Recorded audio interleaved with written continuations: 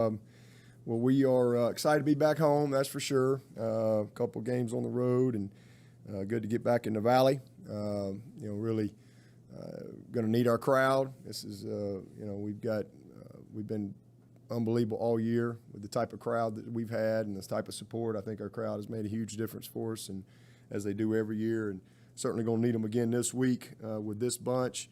And as Ross mentioned, I'm excited about honoring Bobby Bowden. And just, all that he meant to this league, the game of football, so many young people, Florida State, and this game, the Clemson Florida State game. So, a lot of great moments with Coach Bowden roaming the sidelines down there. So have so much respect, for him. I learned a lot from him, and certainly his family. And then also it's the first game that Tommy Bowden is going to be back. He's not been to a game here since he left, and I think it's a good opportunity to recognize and also show appreciation for all that he did for Clemson, when he was here as well. And so look forward to seeing him, and again, just have an opportunity to honor the Bowdens there. And it's our breast cancer awareness game. It's something that we always look forward to. We get excited about. Our foundation, it's a huge part of what we do, and really appreciate WCCP and the Tigers for Tatas campaign and all that y'all do to help the cause. It's truly saved lives, impacted people's lives, and so I think I'm coming to hang out with Qualk and Kelly tomorrow at Bojangles, I think. So look forward to coming over for that. And but appreciate all the support in the campaign this week and making a difference. Injury-wise, it's pretty well documented what we've dealt with this year. Really crazy, and we do hope to get at least 3 guys back. We feel like we're going to have Rayburn and Ngata and EJ, which is huge for us, especially coming off of last week. So, still not sure about Jake Venables. I'd say he's probably going to be, close, but may not know for sure till game time on him. But we giveth and taketh. So we're going to lose another guy this week. Unfortunately, Kobe Pace is going to be out. He's going to be in COVID protocol. So we'll have to go without him. So thankful that we got Shipley back last week, and we'll go with the 2 freshmen and Rencher will be our 3 running backs going into the game. So again, just been a kind of a crazy year from some of those challenges, but excited to see those other guys take advantage of the opportunity. And as far as Florida State, really impressed with what they've done. Obviously, they started out 0-4, and I'm really impressed with what they've done. Number one, as a coaching staff, to be 0-4, I think it says a lot about what Mike and the staff have done to create belief in their team and to keep them going. A couple of heartbreaking losses in those first 4, but they really have played a lot better these last 3, and I think this quarterback is the key. He has really settled them down. I think he's a very confident player. He's tough. You can tell he's a natural leader for them. Everybody believes in him, and he makes plays. I mean, he can beat you. He can flat out beat you by himself. They're doing a great job schematically and really taking advantage of his gifts. And I mean, because he can throw the ball down the field, but man, he can just move. They get him out of the pocket a lot. They got some design runs. He's a great scrambler. He's created a lot of explosives. I mean, I think he's the leading rusher ever already at Florida State, and they've had some pretty good quarterbacks roll through there, as we know. So this kid is dangerous. He's hard to corral. Even when you blitz him, he makes people miss. And when you're playing man coverage and somebody misses, it's a huge play. You saw that in the Syracuse game at the very end. You know, he scrambles out and he's gone down the sideline, and they kick a game-winning field goal. But really, really impressed with their quarterback and then their running backs. I mean, you know, they're leading the nation in October in yards per carry, and both backs average over 7 yards a carry. So they're doing a great job with their run game and with the backs and the quarterback. And then probably the thing that's really flipped the script for them is the first 4 games they had 11 turnovers. And then in the last 3, they've had 3 turnovers. Usually kind of goes hand in hand. So doing a nice job. Again, you know, 13th in the nation in running the ball, and then the big plays, lots of big plays, huge, like monstrous, explosive big plays in the run game and a few in the passing game as well that have come off their ability to run the ball. You know, the running back Zero, he's had 2 75-plus yard runs. He's the only back in the FBS to do that this year. So this is an explosive group that's playing with a lot of confidence. And we're gonna have to play really well. And for us, you know, it's just, you know, finding a way to win, and then you know, go from there. You know, focus on what we control. That's our preparation, our attitude, and how we finish from this point. And you know, good start yesterday, and excited about the challenge this week. And then again, just finish up on a couple things about the breast cancer. You know, 1 in 8 U.S. women will develop invasive breast cancer over their lifetime. And about 43,600 women in the United States are expected to die this year from breast cancer. And it is the most commonly diagnosed cancer among women in the state of South Carolina. So appreciate the support. And again, the Tigers for Tatas campaign and you know, helping continue to make a difference, you know, against this you know, horrible disease. So with that, I'll take your questions.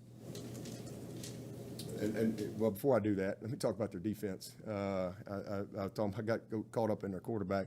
Their defense is playing very well. I thought they, early on in the season, gave up some big plays structurally. So much more discipline now structurally. Their defensive front's creating pressure. Number 11 is probably the best defensive end we've seen. You know, he is a great football player. He's playing with a lot of confidence. They're huge inside, big bodies. They've changed what they're doing structurally from the first couple of games, you know, to a little bit more of a split safety type of deal. I think that's helped them. And, you know, again, another really, really, you know, challenging group defensively. He's playing with a lot of confidence. And so it's a good football team across the board that's way better than their record, that's for sure. Any questions?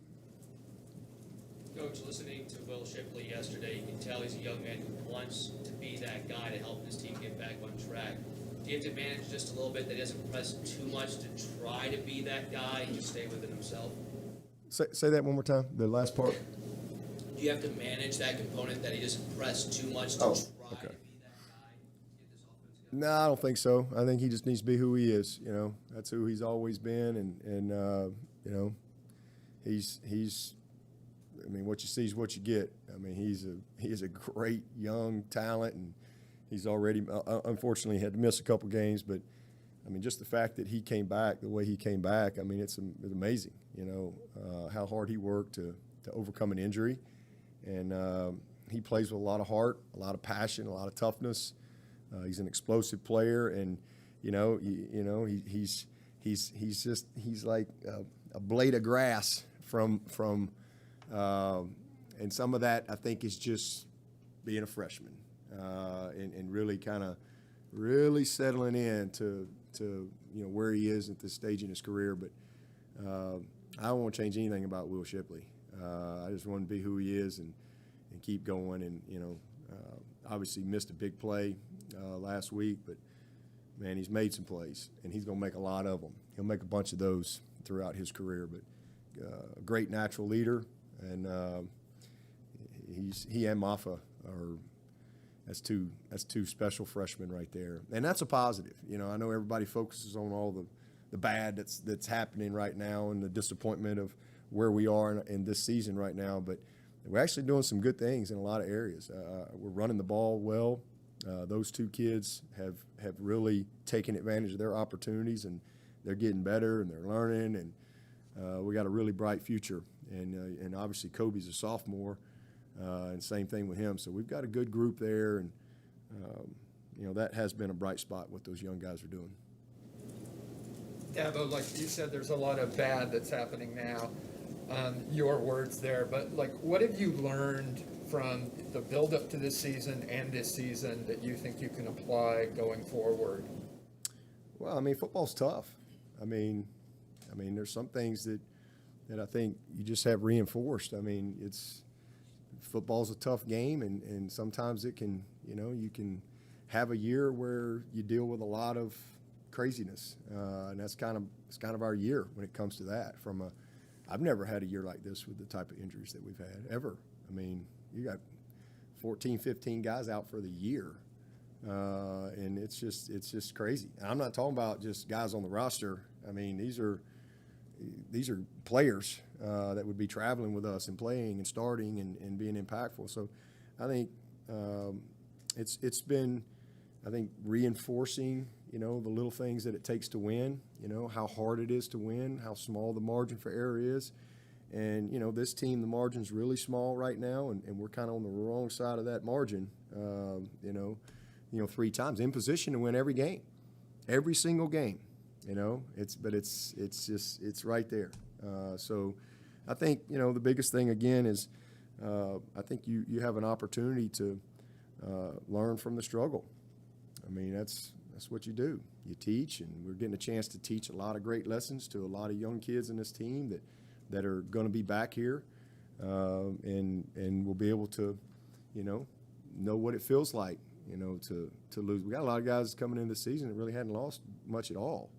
And so this has been a challenge for sure, but you got to embrace it, and you keep rolling, and you try to lean on the foundation of the program. You go back to the basics, which is effort, it's toughness, it's being physical, it's belief in yourself, it's belief in team, it's your routine, it's the preparation, it's details, it's fundamentals, it's technique. How important those things are when the margin for error is so small, and you're having to play. Continuity is important. I said this last night. In 7 games we've started 43 guys. In 7 games, 43 players. And last year in COVID, which is the craziest year we've all dealt with, we played 12 games, and every week was, you were dealing with, all kind of different things, and we played 40 guys. We started 40 guys in 12 games, and then in 2018, you just that's a 15-0 team. We started 32 guys, and so continuity is very important in the game of football. And that's been something that's been we've had it on defense. We've had a guy just way more depth defensively, but we've played good defense. I thought that was our worst game the other night, but we've played good defense all year. Those guys have responded, and they've played well enough to be undefeated. Same thing with our special teams. But it takes a team, and we just haven't been where we need to be offensively, and we know what the issues are. We know what the problems are. We don't need anybody to let us know what the problem. We know. We're here every day. That's what we do, and we've been doing it for a long time at a very, very, high success rate. But I think again, you lean on the foundation, and you do everything you can to develop the type of continuity that you need. As you talk about that foundation, it sounds like Tyler and Trey really pushed through a lot to play last Saturday. How much do you hold that up as an example to everybody else and as evidence of that foundation that you're? It's important to them. It's important to these guys. There's nobody that cares more than these players. These guys invest a ton, man. Backhorse, he's been hurt for, man, that kid, as you talk about, give every ounce of everything he has and had to this program. We've had guys, E.J. Williams, same thing. He played hurt the first however many games out there, dragging his leg around, and what didn't we finally had to make him, get the surgery. And we've got a bunch of guys like that, man. I mean, tons of guys, because they care. It's important to them. They take pride in the Paul. They pride in this program. Everybody hurts. Tyler Davis, I mean, he was mad that he couldn't keep playing. You know, we had him on a pitch count, and he ran out of pitches in the third quarter there, and you know, we couldn't put him back in. But that was kind of where we were, and you know, but he wasn't even going to play. And then Wednesday night, you know, he's just, you know, he wants to play. So they finally huddled up, and you know, he talked his way into about 15 plays, I guess, or 15 to 20 plays, and that was it. But it's important to him. I mean, it really is. Same thing with Shipley. I mean, we've got guys all across the board. Those linebackers, those guys are always beat up and banged up, and you know, so it's a lot of positives. You guys care, and again, that's what you lean on in times like, you know, there's a foundation here. We're not trying to build a foundation. There is a foundation here that is well established, and that's what you go back to, you know, when you're dealing with something like this. And we'll get through it. It'll make us better. Again, as I said, you know, struggle makes you strain, and when you strain, you get strong, and we'll be stronger from what we're dealing with this season. We're going to be stronger this year, and we got a lot of ball left. Season ain't over, first of all. We're going to go fight every step of the way. But no matter what happens and how we finish, man, we got a lot of unbelievable moments ahead. This is one season in the midst of an incredible journey. You know, we've had 13 years of a great journey. Some of the, you know, as good a journey as there's been in college football ever. And there's a whole lot more to come. But in that 13 years, there's been seasons that were kind of, you know, there were some moments along the way and a lot of success. And this is just one of those seasons. We got a long way to go. I mean, we got a long way to go. I'm a better coach now than I've ever been. That's for sure. I'm a whole lot better coach now than I was when I started. Our staff's better now than we've ever been. And you know, we'll get it back on track and where we need to be. It'll make us better. We'll look back on it, hopefully at the end of this year or next year or 5 years from now, and say, man, that was a moment in the midst of a great journey. You know, it's not. I'm 51 years old. I mean, I got a long way to go. I got hopefully another 20 years or so of work. You know, so hopefully we can pick ourselves up from this and learn from it and get better. And you know, that's what winners do. You know, so I always tell tough. You know, they always say tough times don't last. Tough people do. You know, the future belongs to those who hang tough. You just, you know, you hang tough. You deal with it and you learn from it. And you know, I actually love it. I think it's a great opportunity for us to really grow. You know, you're walking off the field and you probably got about 2,000 people chanting in unison that DJ stinks. Not necessarily the word they use, but you know, I mean, that's great for that kid. That's great for him. You know, because that's welcome to this world. You know, and if you're the head coach or you're the quarterback, you're gonna get way too much credit and too much blame too. You know, but that comes with it, and you've got to learn how to embrace that. And I think it's good for him. You know, because it's gonna. He's had a lot of success his whole life, and it's just the way it is. You know, you win a game. I mean, we won the national championship. I must have had. It took me a month to reply to all the text messages. A month. I mean, you know, just to give him a fist pump. You know, a month, fist pump. You know, you lose one, you got 5 text messages. You got your mom, you got your best friend from high school, got my 5th grade teacher, you know, got the preacher. You know, it takes about 10 minutes. That's the way it is. That's the way it is. You know, people have very short memories, but that's what makes this level a lot of fun. And you gotta take the good with the bad, and sometimes you got to go through some of that to really have the right type of perspective, you know, and prepare yourself for the future and all that's coming. You know, so we'll get better from it.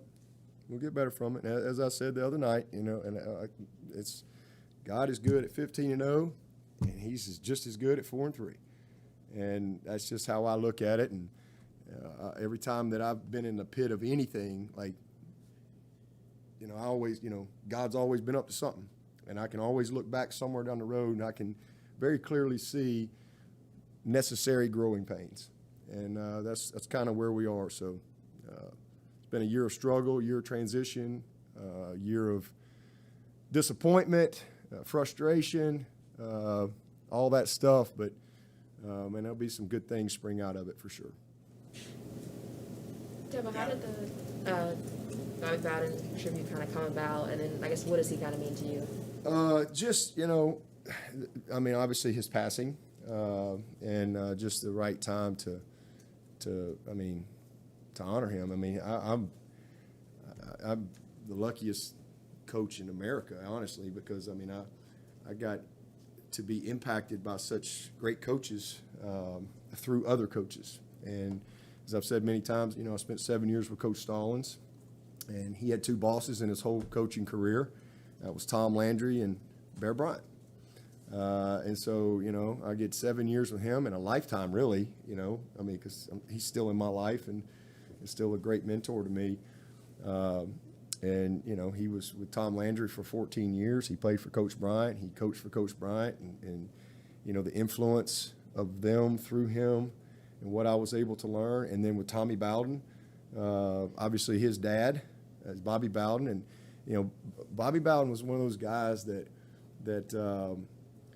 there's people in life that you like, or you think you like, and sometimes you meet them and you're like, well, he's a jerk, or he's, whatever. But he was one of those guys, because I'd never met him until I came to Clemson.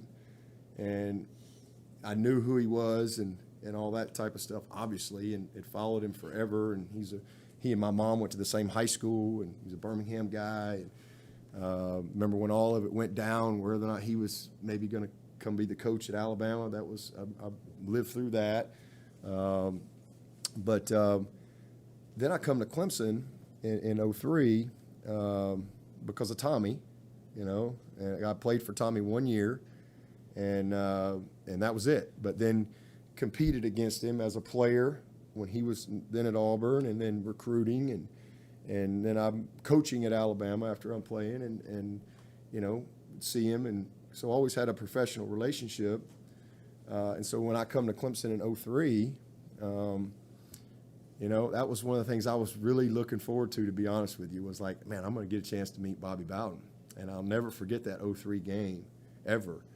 I was like, that's Bobby Bowden, and I just kind of thought it was cool that, this was his dad. And I was, knew I was going to, and we'd jog, and I would always ask questions about him and things like that. But so obviously I learned a lot from Bobby Bowden through Tommy, because that was Tommy's mentor, and his whole life is not just his father, but his mentor as a professional, and what a great mentor to have.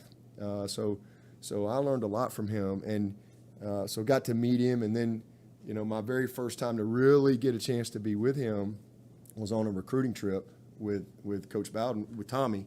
We went down, I was actually recruiting DeAndre McDaniel, and we go down there, and we had some downtime, like between the school and maybe we were going to a basketball game that night or something, and he's just, I'll never forget it. It was one of the weirdest moments for me, it's my, I'd been here a couple years now, and he's like, let's go. Yeah, we got some time. Let's run over and see Daddy. And I'm like, okay, how's this going to go down? Like, this is going to be, I can't wait to see how this, we're decked out in our Clemson stuff. And we just walk over there. We walk right into the Florida State, building. And I guess it'd be like, one of our kids walking in here now. We just walk over there, and everybody says, hey, and we just keep walking. And he just walks right in and say, hey, is Dad in here? And she's like, oh, yeah, he's in there. And I'll never forget. And I'm just like, this is happening. We're walking. This is Bobby Bowden. And we walk in the office, and I'll never forget it. He's sitting over there, and he's got his feet kicked up. And he had his desk was here, and he had his TV right here. And his feet are kicked up, and he's watching tape. And and we just bust in, And he's like, hey, and he looks up, and he goes, oh, hey, boy, what are you doing here? And they were, I'm pretty sure they were getting ready to play West Virginia in a bowl game. It was kind of like in December time. And he's sitting there he's watching some West Virginia tape. And so we sit down, and he's like, hey, you remember Dabo here, right? And he's like, oh, yeah, hey, boy. And so we're talking for a few minutes. Well, then we literally are sitting there, and then Tommy, he didn't ever really sit still much anyway. And so he goes, hey, I'm going to run down here and see what everybody's doing. And so he gets up, and he goes, you stay here. And he leaves. And he went down, I guess, to the staff rooms or whatever to say hey to everybody. So he's gone. And so now here I am. I'm sitting here, and it's me and Bobby Bowden. And I've only had, very small, how you doing, sir? Nice to meet you, type of talk. And next thing I know, I'm sitting here, and I'm just hanging out with Bobby Bowden. And he just starts to tell, hey, boy, now tell me where you from again. I said, well, I'm from Pelham. And he's like, oh, yes, right. Hey, I know the mayor down there at Pelham. And then we just start talking, and told him my mom went to Woodlawn. And we just get going back and forth. And Tommy's gone probably 20 minutes. And I'm just sitting there. But my point is, when I met him, I already had a high respect for him and high thoughts of him. But when I met him, he even far exceeded, who he was. He's a very kind man. He was a very kind man. He loved his players. He loved Florida State. And I think he's a coach that truly knew his calling and his purpose. And I had also a lot of respect because he was a strong man of faith. And he's such a great example to all coaches out there. And I think he tried to live that. I mean, I think for him, yes, he won a lot of games, but I truly believe he cared more about the lives of his players than anything else. And he really, as a man of faith, his main objective was to make sure that Jesus was known, and I think he tried to do that. And I think he tried to prepare his players for, as we say, the two most important days, today and that day. And I don't think he ever lost his purpose in that. Even though he had all the success, national championships, incredible, whatever, I think he stayed true to what he was called to do. And he was a great father. He's an unbelievably devoted and loyal husband. He wore his faith on his sleeve, and he never was bashful about that. And he loved his players. So, he's a good man, and again, somebody I had a ton of respect for. And then, when I got this job in 2008 in the interim, and some of y'all were around here, that's a tough, crazy moment. And one of the first persons to call me was Bobby Bowden. And his exact words were, hey, the Bowdens love you, and we're pulling for you. And, he forgot that quickly a couple weeks later when he took us to the woodshed down there in Tallahassee. But all over through my career, even all the way up until, August, I've heard from Bobby Bowden. Be a letter. Got a couple of letters in my office that I'm just like, man, I can't throw that away. That's a keeper.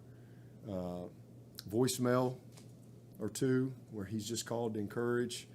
He came up here, 2 years ago, I guess, and did our chapel.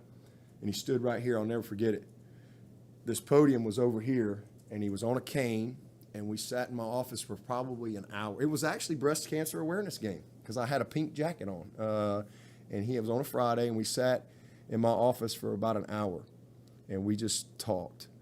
And it was a unbelievable moment for me. He had a cane, and he was going to do the chapel. Terry was here at the time. He was going to do the chapel, and I'll never forget it. The team was in here, and this podium was over there. And he comes in here, and he kind of hobbles in here, hobbled in, and he's got his, he gets behind this chapel. This podium. He's kind of leaning on it for a second, and then all of a sudden, man, it's like he was 25 years ago. Man, he just put that cane aside, And buddy, he walked out in front of his team, and he just took over the room. And he was 90. It was incredible to see that. And I just think because he was passionate about what he was talking about, and he was passionate about who he was talking to. He was passionate about that. And, so he won a lot of games, and he did a lot of things that people will remember, but just the man he is, and the father, and, the person of faith that he was. And that's what I think is important about honoring Bobby Bowden. Coach, what did you learn through his experience about how hard it is to maintain that high level that he's had and that you've had? Well, there's very few people that do it, that can do it, that long. So it's hard, and I've been blessed because, I'm young, and we've had a lot of consistency and a lot of success. But I think what I've learned more than anything is keep the main thing, have some structure that you believe in, and create continuity. I think that's important. And then just, be passionate about the little things. I think that's some of the main things that I learned from him. We've been an incredibly consistent program. We're going to stay a consistent program. I mean, I know some people that have written they've closing the book on it's over. Like the book of Clemson is done. See you in 30 years. Man, we just getting started. So I think you got to reset every year. And that's what we've always tried to do. And you don't flinch. You don't get caught up in the outside. You stay focused, on what matters and what reality. You got to know reality from perception, and stay focused on that. But it's hard. There's not many programs out there that have been able to have the type of consistency that he had. Very few coaches that have longevity, especially today. I mean, they'll fire you in year one, they'll fire you in year two. It's just kind of the way it is. I think a different time back when he was coming along, but it's really, really hard. It's really hard to have great consistency. So to me, the mindset is, man, you got to always be building. You got to always, and I think that's what Coach Saban does a great job of at Alabama. You got to always be building. You always, always striving. You're always starting over. You're always resetting. You're always building.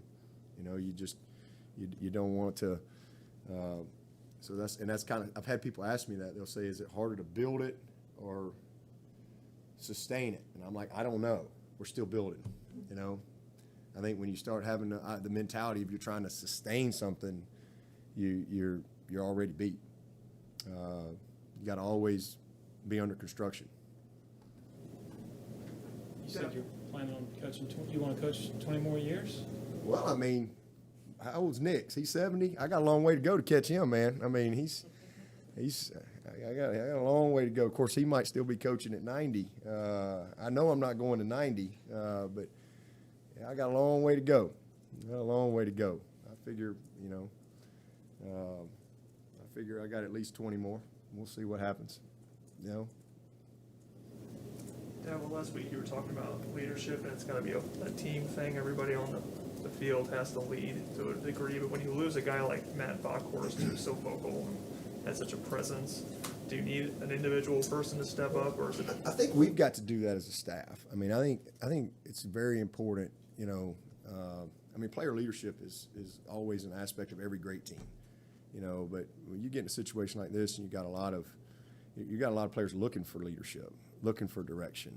Because there's just a lot of inexperience and a lot of guys that haven't really kind of been in a situation like this. So it's an opportunity for us to lead, and they've got to make the choice to follow and to listen, and to block out all the noise. And again, that's why this will be valuable for us as we continue our journey to many more great moments along the way. This will be valuable for a lot of these young kids. We got a very talented group. We got a very talented, young group on this team that's just going to get better. I promise you. Kind of along those same lines, just with some of the mental mistakes and then lack of confidence at times, how do you try to build guys up and kind of toe that line between wanting to encourage but also correcting? Yeah, well, I think you just, you gotta keep swinging that hammer, man. I mean, you just got to keep at it. You just can't grow weary from it. You got to keep showing them, keep reinforcing it. Catch them doing something good. Not just something bad. All those things, and practice. I mean, and then eventually they need a little success. Just need a little bit of success, and that'll get us in the right direction. But just you have to correct and you have to challenge, but you gotta catch them doing something good too. And there's a lot of good things happening. It's just not collectively, as a group what we need, and we haven't been opportunistic. We just haven't. We got to win the turnover margin. We've had unbelievable opportunities, and we've not been opportunistic. You can just take, 8 plays in the game the other night. I mean, just don't change anything. You leave everything the same, but, we miss a post throw for a touchdown.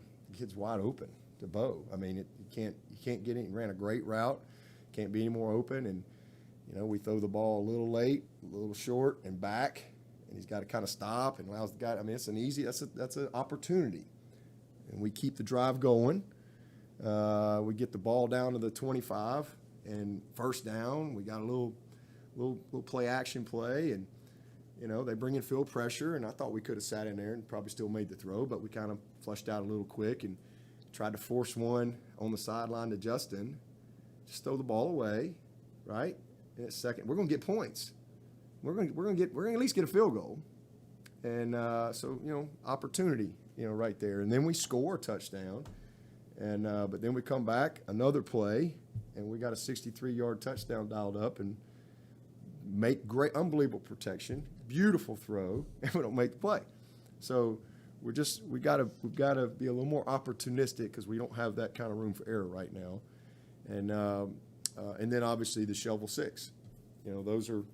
So you missed 2 scoring opportunities on that first drive there, second drive there, and then the touchdown drop. Those are 2 scoring opportunities that are there, and we're just not very opportunistic. And then the shovel 6 was a very critical play in the game, for sure, with a good drive going.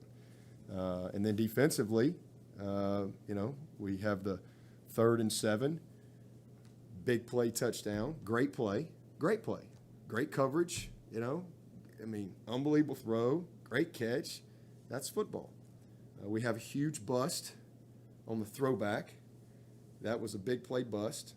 That's 2 plays. And then you got 2nd and 18, and we get a really critical penalty. Critical, which leads to 4th and 5, and we probably didn't put them in the best scenario right there, but it's a touchdown with 40 seconds, and if you hold them to a field goal right there, and they weren't even in field goal run, but if you hold them, if it was 10-7 at the half, and so I mean those are we're just not very opportunistic right now, but that'll turn, and then we lose the turnover margin, it's hard to. It's just that's a tough area for us. We won 2 in a row. We won the turnover margin twice in a row. Critical penalties is something that has hurt us a little bit too. So, but we'll battle through it.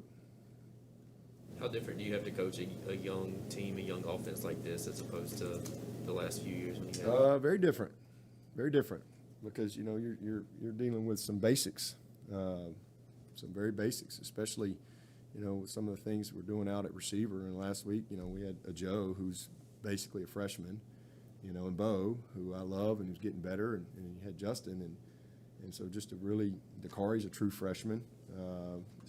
That's what we got. So you last year we had a 5th-year guy and a 4th-year guy, and a quarterback that's the first pick in the draft that's very, very experienced, and it's different conversations. 5 offensive linemen with a lot of continuity. But that's where we are. So, but they're going to get it because we got good kids. We got good kids. And, the injuries have been a problem because we got a lot of guys that are missing some opportunity. Taquan would have helped us. John Williams would have helped us. Dietrich would have had a chance, I think, to be a starter for us. What a talented freshman he is. And so it's unfortunate that those guys haven't been able to get the work. But these young guys, man, Marcus Tate, hey, he's going to be special. T.O.'s getting better. Rayburn, redshirt sophomore, starting to really come on for us. Trotter's doing some good things. McFadden's had a great year. He's had a great year. He really has. Proud of him. Walker Parks, I thought he did not play well against, Syracuse. But man, he bounced back, and he's had a very solid year as well. He's a young sophomore, first-year starter. So we've got some good things happening, but as far as how you coach them, I mean, it's the very basics of their position and the basics of what we do on offense. Dabo, you've spoken so much about the youth of this team. So many of these guys have grown up. The guys you're counting on, so many of them have grown up really only associating Clemson with dominance and success. Do you think some of that plays into them pressing on the field at all?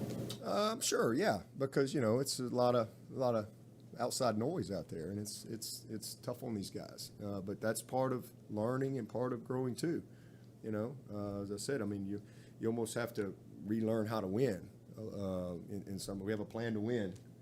Well, I guess they take it out of here, but it's we have a plan to win, and learning how to execute that plan to win. And how important the little things are, but that's our job as coaches, is just teaching those things and instilling those things in the proper way.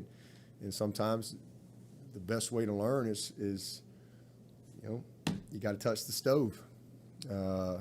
Sometimes that's the best way to learn. I think Makuba only played 12 snaps last week. Was there anything going on, injury-wise or anything? No, just kind of, I think where, Jalen Phillips has really improved, Mickens has really improved, and just kind of how the game worked out. But, man, there's a true freshman that's got a really, really bright future ahead, and I'm excited about, what we're doing for the most part on the back end. I think we've done some good things, for the majority of the year. And, again, defensively, wasn't our best game the other night, but 20 points is plenty enough to win. I mean, we just haven't been able to get it done on offense. It's simple as that. On the deep to intermediate throws, is DJ missing those in practice, or is that something simply not being executed in the game? Well, he's hit a bunch of them, and we hadn't caught them. It's not all on DJ. I mean, he's certainly missed his share, and has, not trying to create an illusion that he's up for the Davy O'Brien. He's not played anywhere near as well as we need him to play, or he's going to play. He's had some really good moments, but we haven't been consistent enough around him either. He hasn't been consistent enough, and we haven't been consistent enough around him anywhere. The good news is where we struggled early, running the ball, we've turned a corner there. We've made a lot of improvement, and so I'm pleased with that. And that has created some opportunities in the passing game. We just, as I said, have not been very opportunistic, and and it's not what I've seen in practice. We just haven't quite carried it to the game day yet, to the field. But eventually it'll happen. And some of that has been continuity. Again, DJ and really trusting what's up front, and he's had 3 different centers, and so I think he's been affected by that. He's been affected by disappointment. He's been affected by just the transition and all. It's it comes with it, but he'll be just fine. He'll be just fine. Dabo, you mentioned the outside noise and people yelling at DJ. When you've been out and about recently in the Clemson metro area, have you experienced? Well, people don't want to make eye contact with me, man. It's like I got the plague or something. Man, I'm getting a lot of praying for you texts. I got people dropping random letters in my mailbox at home. I mean, it's I got a lot of. I'm hearing from people that that I hadn't heard from in a long time. Hey, you know who you are. You stay true. I mean, I'm getting a lot of those. So, yeah, it's like you got a stink on you. Nobody wants to be around you. I got a lot of people, but we're gonna be fine. I promise you. I promise you. I appreciate that though. But Coach Norville buried the hatchet. I didn't know. I don't know. I don't never know of a hatchet. I've talked to him many times, whether it be on conference calls or saw him at Coach Bowden's funeral. And I will say this: he's done a great job, man. He's done a really good job holding it together. Really challenging situation that he took over there, and not only taking over a challenging situation, but it's COVID as well, and kind of the challenges of the year. But they've done a good job, and against they've had different personnel, but really settling in on this quarterback and really scheming their offense, and tailoring it to what fits their personnel and using it in a very good way. So I think they've done a great job. Defense is playing well, playing with a lot of passion. They're playing with great effort. And again, two heartbreaking losses. But I think he's gotten some good players in there. I mean, personnel-wise, they had a lot of holes, lots of holes. A lot of guys had transferred, et cetera. And so they brought in some good transfer guys that have been able to help them, along with their signing class as well. And so I think they've done a nice job. Do you notice maybe not as many after the whistle antics and things like that you might have seen in years past? Like, can you see that culture taking root? I just see a team that hasn't quit, and I think that says all you need to know. I mean, 0-4 and some heartbreaking losses, and there is no established, you're just getting there and really you've just had your first off season, your first summer, because you didn't get any of that in 20. I think all you need to know about what they're doing is how these kids have responded, because they have not quit and they've competed their butts off and they're playing with some confidence. And, I think that's all you need to know. That 11 turnovers in the first 4 games, 3 in the last 3. I think they've got it going in a good direction. Dabo, how have you seen DJ respond in the last couple of days since you essentially announced the quarterback competition was over? He's been great. That was the one disappointment, and one of the disappointments in the game the other night is he didn't get a chance to go back in, because I loved how he responded. He didn't pout 1 second, and not only that, he went when he did go back in, we went right down the field and scored. And we just didn't get the ball back to have another shot. I would have liked to have seen him get the ball and 10-point game with 5 minutes or whatever, and let's see how he handles that situation. But it wasn't to be. But I was proud of how he responded, and he's been DJ's he gets it, and he's a very self-aware kid. He's very conscientious, and I promise you he cares a bunch, and he's got to get better, and we all got to get better to help him. He's gonna have a lot more good days than he has bad days when it's all said and done. When Tyler had his surgery, you said he could be out maybe 7-8 weeks. I mean, what just has his recovery been like? When did you first know you might be able to get him back sooner? Yeah, I that's kind of how I felt. I didn't really expect him to be back. I thought maybe Louisville was what I was kind of hoping for. If not Louisville, definitely by Wake Forest. That was kind of what was in my mind. But he's just nothing surprises me with Tyler Davis. I mean that kid is so passionate about playing, and he and Brzee are the same way. When it comes to just their love of the game, their love of the details of the game, and Brian's doing well, also. But yeah, I was like, really? Because I thought we would get him this week for sure. When I was in here last Tuesday, I'm like, he's probably not going to be ready this week. We're going to get him. But then he goes out there and did a little bit more on Tuesday, and then, Wednesday night, they're coming to me and saying, hey, he's because I'm trying to set the travel roster, and I don't have him on it. And, so they've got a full-out campaign to get him on the plane, between him and his dad and the doctors and everybody, the defensive staff.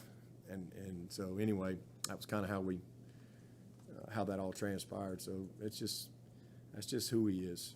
That's how he's wired. But proud of him, and excited to see him have a little more opportunity this week. He's worked hard, and the doctors have done a good job. And they've got him in a thing where his arm can't, the bicep can't extend fully, so that helps him. Go to a couple questions from Zoom.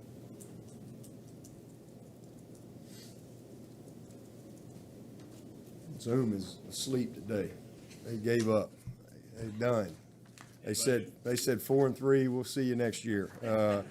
I will say this. Also a little bit of perspective for everybody, and again, this is a game, and it's tough when you're very passionate about something and you put so much in it, and you know how much people care, and you hate to disappoint people. That's a hard thing. But we get home the other night. I get a call early Sunday morning, and Landon Zander's house burned to the ground, and Landon was the only one in the house asleep. And we're really fortunate that he's still with us because he says he sleeps with a fan on, and the only reason he woke up is because the fire department had come, and I guess they turned the power off. And he said, and that woke him up. The fan wasn't on, and he wakes up, and there's just nothing but fire and smoke, and he literally kind of crawled and felt his way out. They didn't even know there was anybody in the house, but the house burned down, and but man, just y'all keep the Zanders family in your thoughts and prayers, and thankfully nobody was hurt, and they've got insurance and all that stuff, and Landon said he thinks it came from a fire pit. I guess it was a windy night, and so also, if you got a fire pit, make sure that thing is out, fully. But so a little bit of perspective and gratefulness that the Zanders family's okay. Was that his family? Yeah, his dad's house. He was with his dad.